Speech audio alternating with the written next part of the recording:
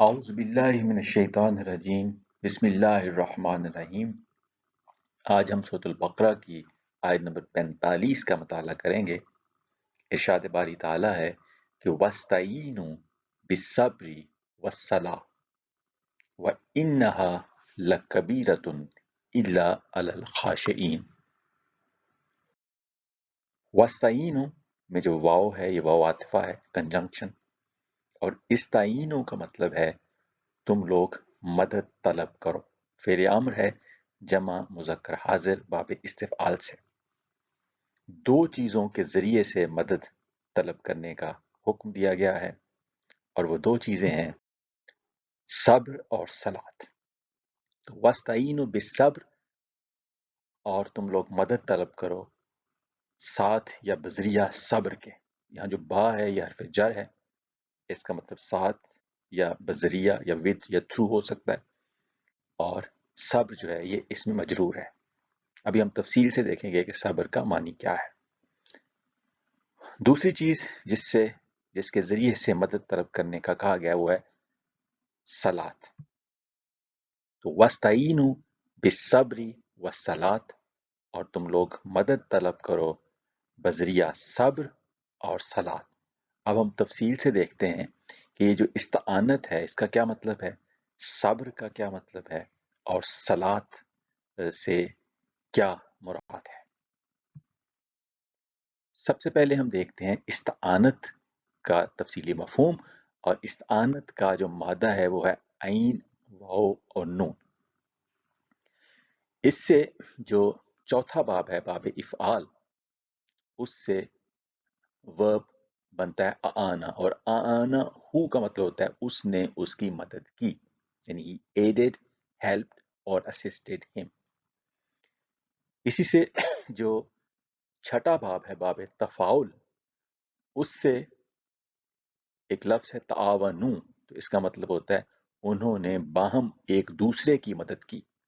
تو یہ جو باب تفاعل ہے اس میں ریسیپروسٹی آتی ہے، میوچلی ایک دوسرے کے ساتھ جو ہے وہ ایکشن وہ ہوتا ہے۔ تو تعاونو انہوں نے باہم ایک دوسرے کی مدد کی، یعنی they aided, helped اور assisted one another۔ جو 10واں باب ہے باب استفعال، جس سے کہ لفظ بنتا ہے استعانہ، تو استعانہ ہو کا مطلب یا استعانہ بہی کا مطلب ہوتا ہے اس نے اس سے مدد طلب کی۔ تو باب استفعال میں جو شروع میں الف سین لگتا ہے، اس سے اس کے مختلف معنی ہوتے ہیں۔ ایک جو اس کا ایفیکٹ ہوتا ہے الف سین کا وہ ہوتا ہے طلب کرنا یا چاہنا۔ تو استعانہ ہو اس نے مدد طلب کی یا مدد چاہی، یعنی he sought, desired, demanded اور begged of him aid, help اور assistance۔ قرآن مجید میں 12 نمبر سورت کی 18 نمبر آیت میں آیا کہ واللہ المستعان علی ما تصفون۔ اللہ تعالیٰ کی ایک صفت ہے المستعان۔ تو المستعان کا مطلب ہوتا ہے وہ جس سے مدد طلب کی جائے۔ تو یہ صرف اللہ تعالیٰ کی صفت قرآن مجید میں آئی ہے کہ اللہ ہی وہ ذات ہے جس سے استعانت طلب کرنی چاہیے۔ The one whose help is sought۔ معاون کا مطلب ہوتا ہے مددگار، ہیلپر، اسسٹنٹ۔ اور برزون متعاون، یہ کہتے ہیں بھرپور عمر اور طاقت والا گھوڑا ہو یا ٹٹو ہو، یعنی a hackney یا horse whose strength and age have reached their full balanced states۔ اسی طرح متعاونہ ایسی عورت کو کہتے ہیں جس کی عمر میں پختگی ہو، میچورٹی ہو، اور اس کی جسمانی ساخت میں اعتدال اور بھراؤ ہو کہ نیچے سے ہڈیاں نظر نہ آئیں، یعنی a woman advanced or mature in age but not unless with fleshiness, symmetrical or proportionate in her make, so that there is no appearance of protrusions or protuberance of her form۔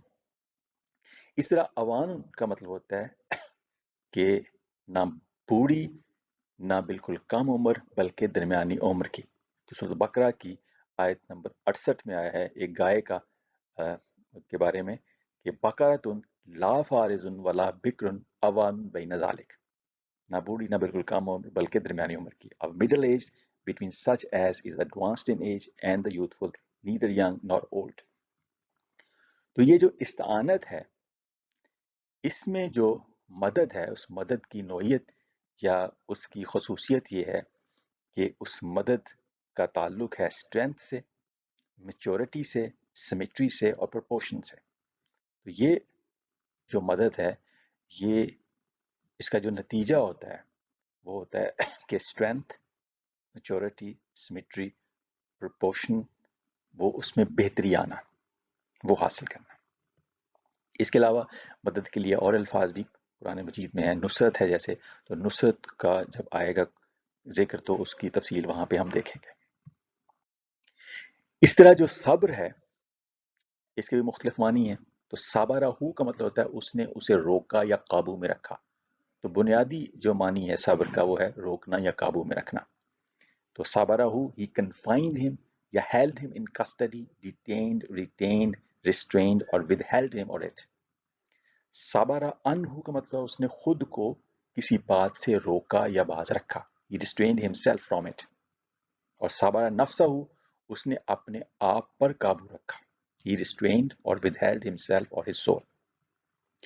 Sabira کا معنی لازمہ بھی ہوتا ہے، یعنی اس نے اسے یا کسی چیز کو مضبوطی سے تھام لیا اور اس کے ساتھ جڑا رہا اور یا اس پر جمع رہا. He adhered or held fast to him or it.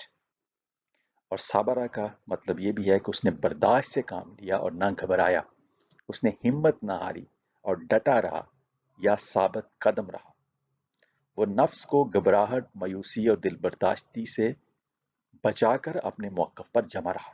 یعنی he constrained himself to be patient or endure or maintain constancy or adhere to a cause or persevered.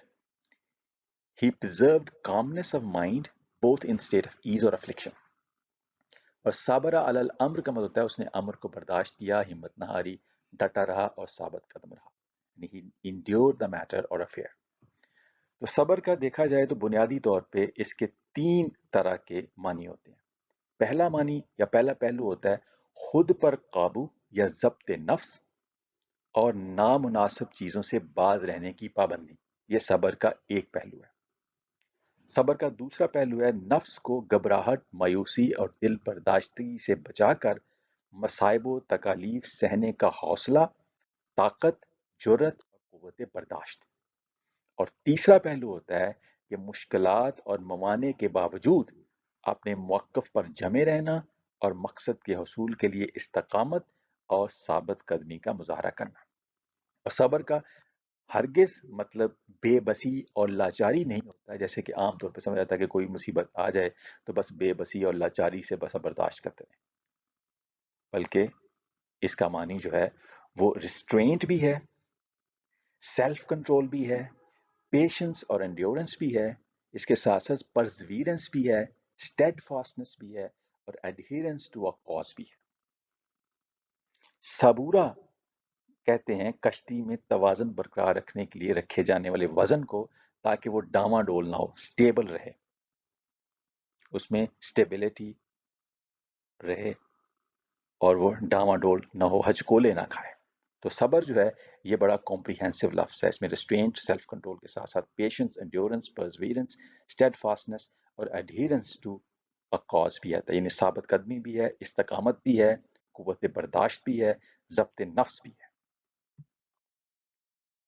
یہ جو کہا گیا ہے کہ وَاسْتَعِینُوا بِالصَّبْرِ وَالصَّلَاةِ، کہ تم لوگ مدد طلب کرو صبر اور صلات کے ذریعے سے. تو یہ جو ہے صبر، اس سے پھر ہوگا یہ کہ جب ہم نے مدد طلب کرنی ہے صبر کے ذریعے سے تو اس کا تقاضا یہ ہے کہ جن کاموں سے اللہ نے روکا ہے ان سے باز رہا جائے اور ضبط نفس سے کام لیا جائے. یہ صبر کا ایک پہلو ہوگا. دوسرا پہلو ہوگا کہ اللہ کے احکام کے مطابق زندگی گزارنے میں اگر مشکلات اور تکالیف آئیں تو گھبراہٹ، مایوسی اور دل برداشتی کے بغیر ہمت اور حوصلے سے برداشت کی جائیں وہ مشکلات اور تکالیف. اور تیسرا پہلو یہ ہوگا کہ اللہ کے احکام کے مطابق زندگی گزارنے میں اگر مشکلات اور موانع آئیں تو استقامت اور ثابت قدمی کا مظاہرہ کیا جائے. تو یہ 3 کام ہم صبر کے حوالے سے کریں گے اگر ہم مدد ہمیں چاہیے اللہ تعالیٰ کی تو. اور صلات کیا کرے گی؟ صلات کا جیسے مقصود قرآن مجید میں بتایا گیا کہ اقیم الصلاۃ لذکری، صلاۃ قائم کرو میرے ذکر کے لیے، تو دن میں بار بار اللہ اور اس کے احکام کی یاد تازہ کی جائے گی، اور جس کا نتیجہ کیا ہوگا، ان الصلاۃ تنہی عن الفحشاء والمنکر، اس کے نتیجے میں ہر حال میں ہر طرح کے غیر اخلاقی اور غیر قانونی کاموں سے باز رہا جائے گا، یعنی فحشاء اور منکر سے باز رہا جائے گا۔ تو یہ جو صبر اور صلات کے ذریعے سے استعانت کرنی ہے، مدد طلب کرنی ہے، تو کرنا کیا پڑے گا کہ صبر کے تقاضے کے مطابق جن کاموں سے اللہ نے روکا ہے ان سے باز رہا جائے گا، سب ضبط نفس سے کام لیا جائے گا، گھبراہٹ، مایوسی، دل برداشتی کے بغیر اللہ کے حکام کے مطابق زندگی گزارنے میں اگر مشکلات آئیں، تکالیف آئیں، تو ان کو ہمت اور حوصلے سے برداشت کرنا پڑے گا۔ تیسرا یہ کہ استقامت اور ثابت قدمی کا مظاہرہ کرنا پڑے گا، دن میں بار بار اللہ اور اس کے احکام کی یاد تازہ رکھنی پڑے گی، اور ہر حال میں غیر اخلاقی اور غیر قانونی کاموں سے باز رہنا پڑے گا۔ یہ سارا کچھ کریں گے تو پھر اللہ تعالیٰ کی مدد آئے گی۔ تو یہ جو ہے وَاسْتَعِینُوا بِالصَّبْرِ وَالصَّلَاةِ، اس کا مطلب یہ نہیں ہے کہ پیسیولی ہم صرف بے بسی اور لاچاری میں بیٹھے رہیں اور صرف ریچولز ادا کر لیں، اس سے مدد نہیں آئے گی، بلکہ صبر کے جو 3 تقاضے ہیں وہ تینوں پورے کریں، اور جو صلات کے 2 تقاضے ہیں کہ اللہ تعالیٰ کی احکام کی یاد تازہ رکھی جائے اور فحشاء اور منکرات سے باز رہا جائے، یہ سارے تقاضے پورے ہوں گے تو پھر اللہ تعالیٰ کی مدد حاصل ہوگی۔ اور اس کے بارے میں کہا گیا کہ وَإِنَّهَا لَكَبِيرَةٌ إِلَّا عَلَى الْخَاشِعِينَ، واو استنافیہ، انہا بے شک، انہا جو ہے یہ حرف توکید بھی ہے، حرف نصب بھی ہے، انہا بے شک وہ کیا، یعنی صلات، یا تو اس کا مرجع ہا کا جو ہے وہ صلات ہے، یا صبر اور صلات کے ساتھ جو یہ جو استعانت کا طلب کرنا ہے، یہ اتنا آسان کام نہیں ہے۔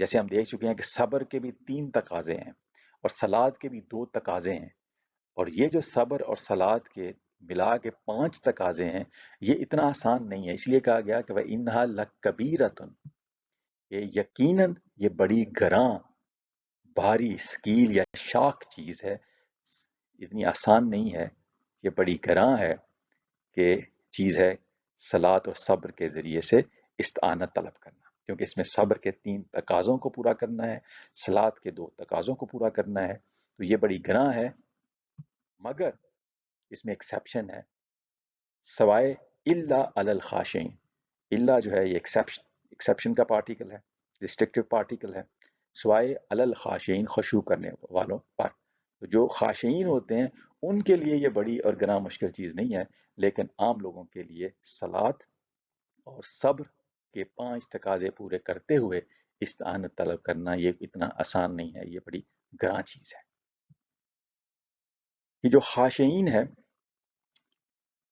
اس کا مادہ ہے خا، شین اور عین، اور خشوع جو ہے اس کا ایک معنی ہوتا ہے عاجزی، انکساری اور فروتنی، یعنی ہیوملٹی اور سبمسونیس۔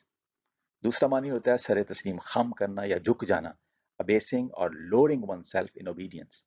اور تیسرا معنی ہوتا ہے عظمت و جلال کے تصور سے ڈر جانا یا عظمت و جلال کا احساس کرنا، یعنی فیئرنگ یا ریورنس یا او۔